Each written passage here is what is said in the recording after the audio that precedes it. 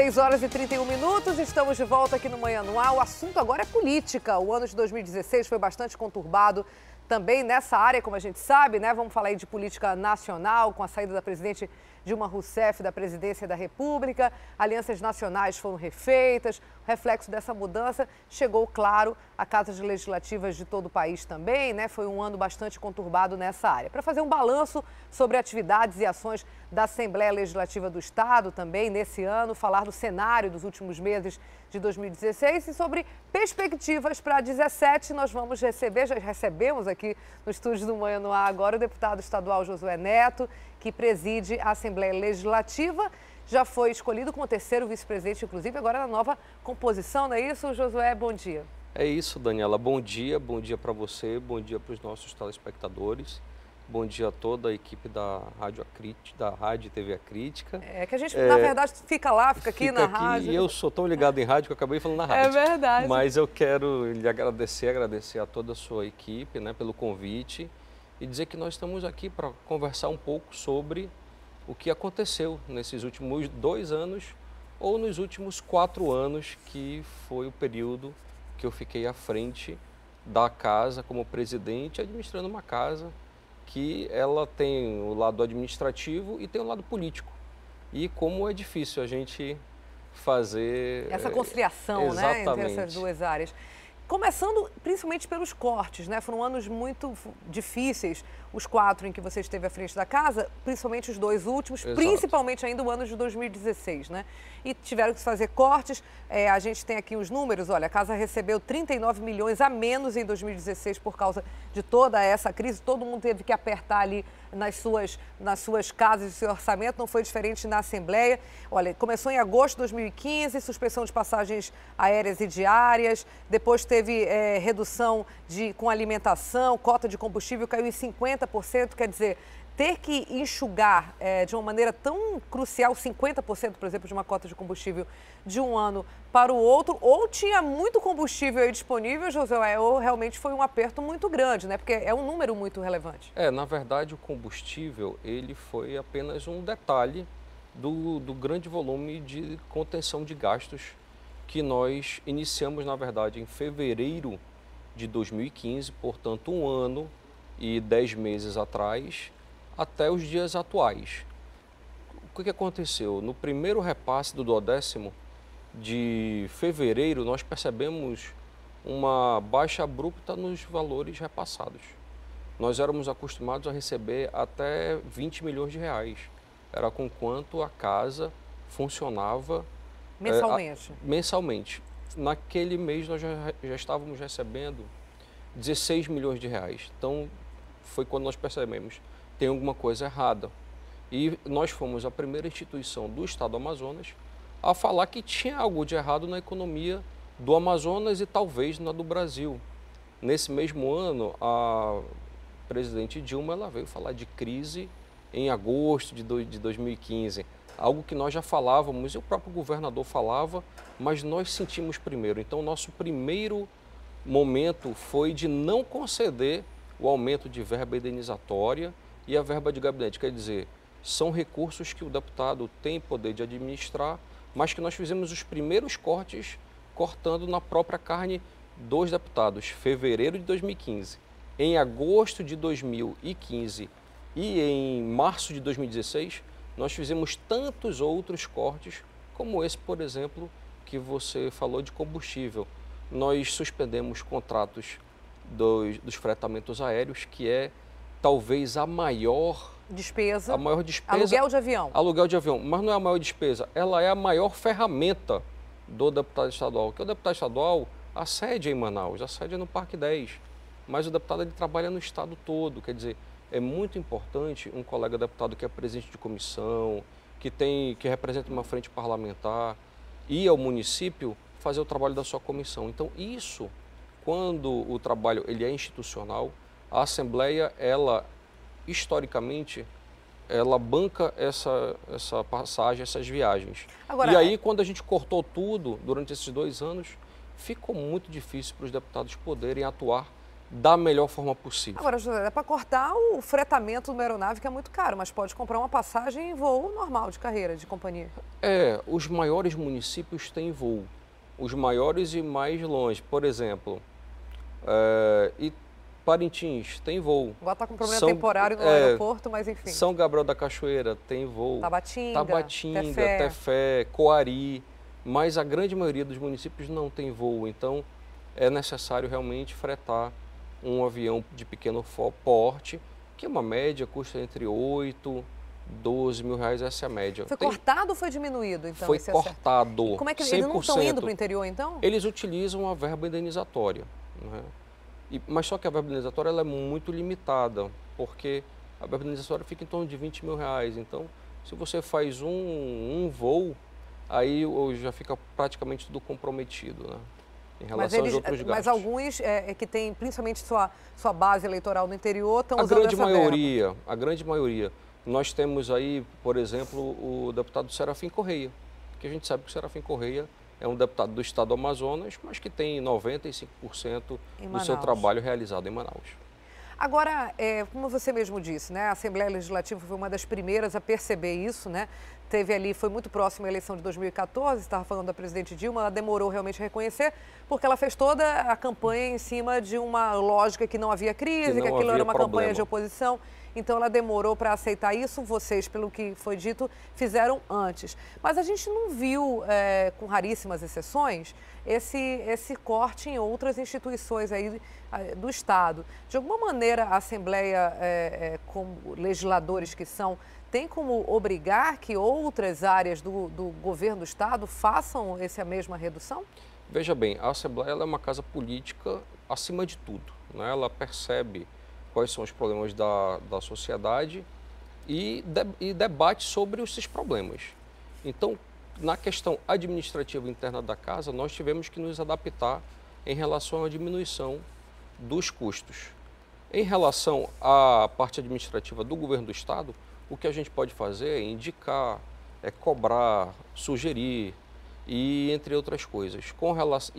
Na verdade, cabe ao governador e a sua equipe técnica, nesse caso econômica, ou essa equipe econômica, fazer os devidos cortes que foram feitos, né? Nós acompanhamos aí durante esses 2 anos o quanto era formado o discurso do governador na diminuição de despesas. Então, acho que o governador, aqui de uma forma muito crítica, ele fez o que poderia ter sido feito. Teve uma tentativa aí na área da saúde, mas que foi um levante, né? Que acabou que a maior parte daquele projeto de corte e fechamento de UBS, por exemplo, não foi feito, né? Exatamente. Ele, inclusive, paga por esse preço, né? De que ele anunciou os cortes, mas não implementou, ele não realizou, ele não fechou nada. Ficou com o ônus, mas não ficou com o bônus. Ou seja, não conseguiu fazer economia, mas ficou com o desgaste político daquela decisão. Exato, né? E isso, assim, foi uma decisão administrativa acertada, mas infelizmente a questão política ele saiu perdendo, porque ele anunciou que iria cortar, mas não cortou. Então aconteceu o desgaste dele, mas o que eu percebo assim, é que a população ela tem que ter um pouquinho, a sociedade, de crítica a mais em relação a tudo que se é falado, né? Até porque existem grupos políticos que estão empenhados em disseminar o caos na nossa sociedade, né? Então isso aí é algo que a gente sempre ouve falar e eu tenho essa preocupação todas as vezes que eu leio uma matéria, principalmente das redes de blog, enfim, que a gente sabe que ali sempre tem uma orientação política aqui e ali, a gente tem que ter um pouquinho de atenção com isso, mas isso faz parte da democracia, isso faz parte da livre expressão, faz parte desse mundo globalizado, onde todos nós temos a nossa rede social, onde todos nós temos a nossa capacidade de conversar com a sociedade. Tem uma PEC estadual, né, que tenta direcionar recursos excedentes, se é que eles existem ainda numa época de cortes como essa, para áreas prioritárias como saúde, educação, saúde que a gente estava falando, agora educação e segurança. Como é que está o trâmite dela, José? Ela não chegou a andar, ficou para o ano que vem, é isso? Veja bem, essa PEC é uma PEC do deputado Serafim Correia, que ele trata exatamente dessas sobras. Ele mesmo aplicou a nomenclatura de sobras. E essas sobras, na verdade, ela está tramitando na casa, ela realmente vai ficar para o início, provavelmente março de 2017, para ser votada, mas existe uma corrente que trata da inconstitucionalidade. E isso é devido principalmente a que as instituições que têm os seus recursos próprios, que são instituições independentes, que têm o seu orçamento próprio, como o Tribunal de Contas do Estado, Tribunal de Justiça, Defensoria Pública, Ministério Público, eles, a partir do momento que eles recebem aqueles recursos fazem parte da sua instituição, né, da sua administração. E devolver esses recursos seria algo que seria inconstitucional. Aqui a gente está explicando o que acontece e não defendendo ou criticando o projeto, né? Então esse projeto ainda vai ser muito discutido, ainda vai dar muito pano para manga, como os populares, se diz, né? Como se diz, que as pessoas possam entender direitinho. E eu tenho certeza de que vai ser boa essa discussão, porque a Assembleia ela é o palco da discussão, né? A Assembleia ela não é o poder executivo, ela não realiza, ela traz para dentro todas as discussões importantes da sociedade. Recentemente tivemos a presença dos representantes da SUFRAMA, nós sempre trazemos para dentro da casa os funcionários públicos, porque o funcionalismo público é aquela pessoa, é aquele grupo de pessoas que trata direto com a população. Então não há como... É a ponta, né? É a ponta. Não há como o governo, o executivo, realizar um bom trabalho se não for através de pessoas, se não for através dos funcionários públicos. E eles todas as classes, estão constantemente, todos os dias, e debatendo sobre as suas necessidades dentro da nossa casa.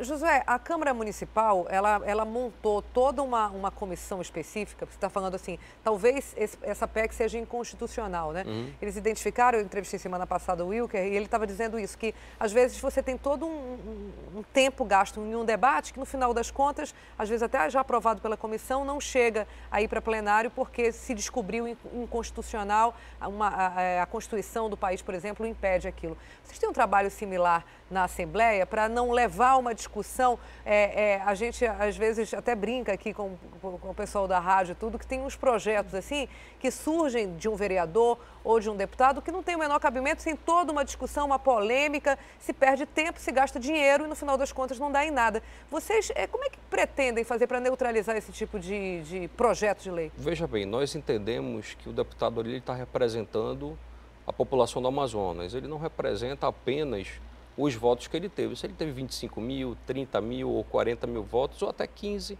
mil votos, ele representa realmente o Estado. Então, se ele apresenta um projeto, mesmo que esse projeto seja inconstitucional, tem que ser dado a oportunidade para que ele possa ser debatido dentro das comissões e da forma que a tramitação siga a lei, né? Se existe uma forma diferente na Câmara, principalmente porque na Câmara tem 41 vereadores, quer dizer, são 17 representantes a mais do que nós temos 24.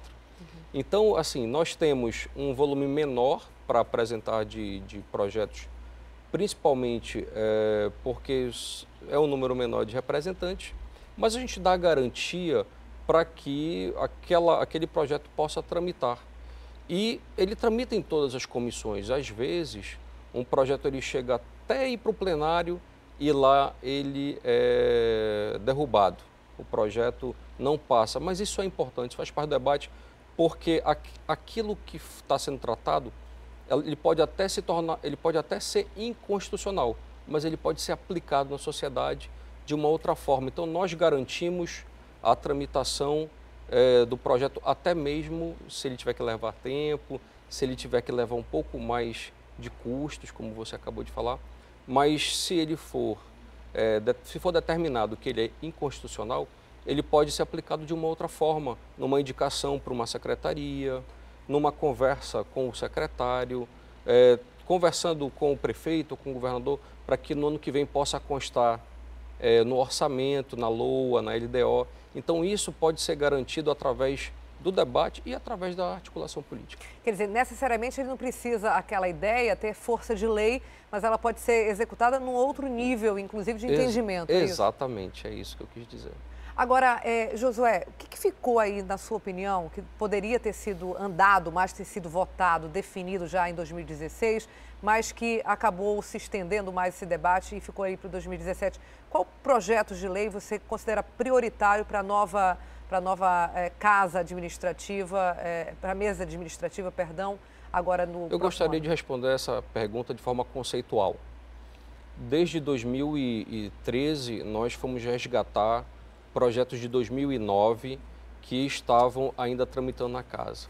Então, nós passamos 2013 e fomos buscar projetos que foram apresentados em 2009, 2010, 2011 e 2012 e passamos 2013 todo fazendo pautas extensas. Nós chegamos a votar uma pauta com 55 projetos, com 60 projetos. E assim fizemos durante o ano todo de 2013. Resgatamos todos esses projetos que estavam engavetados, mas que precisavam ser deliberados em plenário. Deliberamos.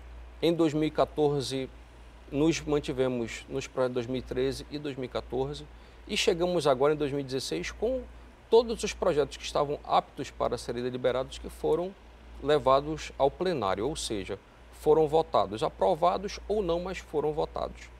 Alguns dos projetos que chegaram agora nesse segundo semestre de 2016 serão encaminhados para 2017, né? Mas assim, é uma questão muito tranquila, é normal isso acontecer, porque realmente merece discussões mais apuradas, que merecem um mais tempo, como é esse caso, por exemplo, da PEC das sobras, que é a PEC de autoria do deputado Serafim Correia. E com relação aos projetos, a Casa tem tratado os deputados de uma forma muito democrática. Independente de ser oposição, situação, de orientação política partidária, o que a gente fez foi fazer com que todos os colegas fossem tratados de forma iguais. E isso, graças a Deus, nós conseguimos. Nós temos aí palavras dos deputados de oposição, como José Ricardo Wendling e Luiz Castro, que foram colegas que sempre, quando tiveram a oportunidade de conversar comigo de forma mais pessoal, dizer, olha, muito obrigado, acho que foi muito legal a sua presidência, você sempre nos tratou bem, sempre nos prestigiou. E isso até nós tivemos a oportunidade, nos 2 primeiros anos, inclusive de poder ceder tudo que a Casa poderia naquele momento, que precisavam de recursos, para que os colegas, mesmo de oposição, pudessem executar melhor o seu mandato. Igualdade de condições, né? De maneira apolítica, né? A política partidária, digamos assim. Exato, né? democrática. Que não privilegia um ou outro. Agora, Josué, a gente teve um ano muito tumultuado aí para o governo do Estado, né? O governador Melo foi cassado, agora está em Brasília para decidir a situação. Já venceu qualquer prazo para que o segundo colocado, no caso, o senador Eduardo Braga, assumisse de maneira imediata. Isso acabou agora no fim do ano. Então, caso ele venha a ser, de fato, cassado, né, for em Brasília confirmada a cassação que foi decidida a nível estadual, é convocada uma nova eleição. Como é que foi para você? São 2 perguntas em uma. Administrar, né, diante dessa turbulência política, são três poderes, o executivo, o legislativo e o judiciário. Então você, como presidente da Assembleia, está ali no mesmo nível do governador, tem todas essas articulações. Como foi esse teu último ano diante de toda essa instabilidade do executivo? E como é que está essa discussão ali interna de bastidor? Porque se isso vier a acontecer, se for confirmada a cassação, são convocadas novas eleições e o presidente da Assembleia, no caso Davi Almeida, que foi eleito agora, assumiria. Como é que está essa discussão, esse debate interno? Olha, veja bem, essa relação do Legislativo com o Executivo é uma relação histórica de caminhar juntos, né? Mas com independência, sempre discutindo quais são as necessidades da sociedade, porque o poder público ele existe para isso, né? Para que a gente possa levar o bem-estar para a população, para a sociedade. Uma casa legislativa, ela tem que discutir todos esses problemas de forma democrática. Então, o nosso maior problema nesse ano de 2016 foi igual ao de 2015, foi a questão dos recursos. A parte política, a gente tem que estar preparado para tudo. A gente tem que estar preparado para receber as críticas, para enfrentar mandato de CPI, para receber pedido de CPI, para que a gente possa fazer para tramitar o pedido de forma correta. Então, as críticas que são indicadas à nossa administração também, né, recebidas de forma democrática e explicando para a imprensa, principalmente, que está todos os dias ali, que graças a Deus a relação sempre foi muito boa. Então, o que eu posso dizer é que em nada atrapalhou o andamento da casa a questão do processo eleitoral do governador, o professor José Mello. Isso nada atrapalhou, porque existem diferenças e essas diferenças têm que ser compreendidas e a gente separa o que pode prejudicar a casa em relação ao mandato do governador. Nós entendemos dessa forma, foram assim as nossas atividades, como falei agora há pouco, os colegas de oposição que criticam o governador, que falam, o governador foi cassado, é de forma democrática, né, é de forma respeitosa, até porque da forma que eles falam, a base, por exemplo, do governo também defende e isso gera animosidade na casa, gera. Mas faz parte do jogo, faz parte da democracia. Você tem que ouvir as críticas de forma respeitosa. Então, foi dessa forma que nós tratamos.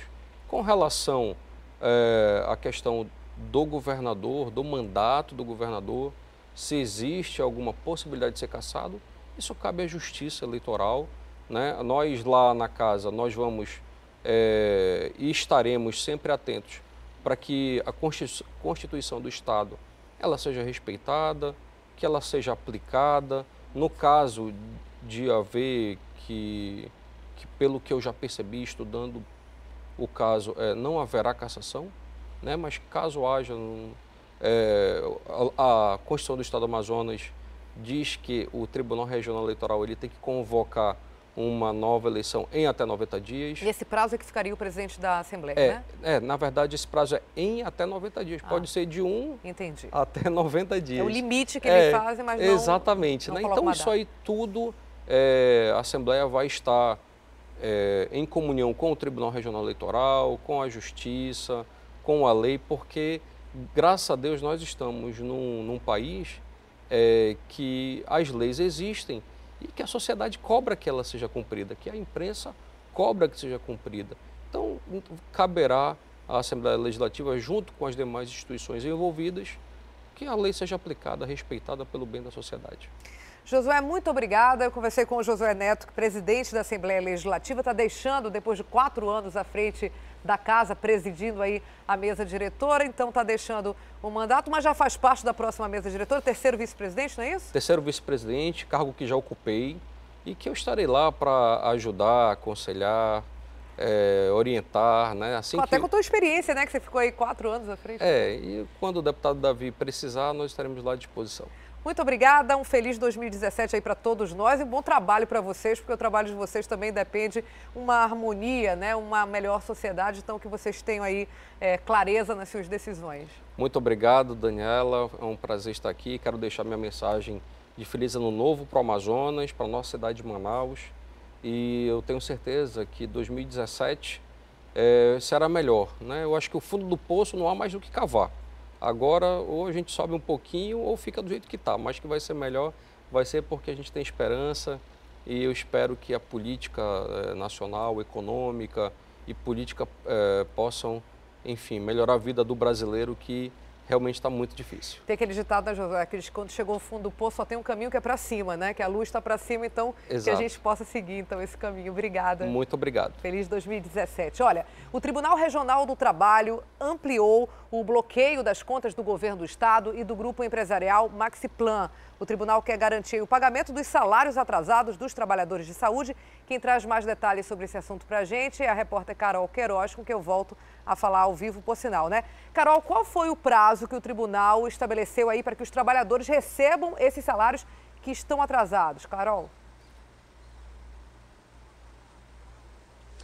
Pois é, Dani, olha, 48 horas, esse é o prazo para o pagamento sob multa de R$50 mil por trabalhador, viu? Olha, o valor estipulado aí nessa decisão é de R$10 milhões bloqueados de contas do governo e outros 10 milhões aí dos demais réus dessa ação civil pública do Ministério Público do Trabalho. Bom, essa decisão foi assinada pela desembargadora do Tribunal Regional do Trabalho, aqui da 11ª Região, a Eleonora Gonçalves. O objetivo do Ministério Público do Trabalho, além de compilar esses réus aí nessa ação, é também fazer com que esse atraso não volte a se repetir, o atraso do pagamento dos salários dos trabalhadores, viu, Dani? Olha, vale a gente lembrar que esses trabalhadores estão sem receber os salários do mês de junho, julho, agosto, setembro e outubro de 2016. São realmente muitos atrasos aí sequenciais e também pelo menos 400 famílias serão beneficiadas com esse pagamento. A gente lembra, Dani, mais uma vez aqui no Manhã no Ar, que esse foi um ano muito complicado para a saúde no nosso estado. A gente viu por inúmeras vezes trabalhadores reclamando da falta de pagamento. Em contrapartida, a população também sofrendo com atendimento ineficaz em muitos lugares. E aí eu te lembro também que, falando de um dado geral aí do nosso país, a saúde e a educação foram alvos aí de pelo menos 70% dos esquemas de fraude. Por isso o Ministério Público do Trabalho vem trabalhando para coibir ações ilícitas nesse sentido, nessas e em outras áreas também. A gente espera, né, que esse pagamento seja realmente feito, cumprido, né? São muitos meses aí sem receber salários, trabalhadores precisam, né, dessa contrapartida, aí você, né, tá ali prestando um serviço, precisa ser pago por isso, e a gente espera também que a saúde, de maneira geral, melhore aí no nosso estado para o ano de 2017, né, Dani?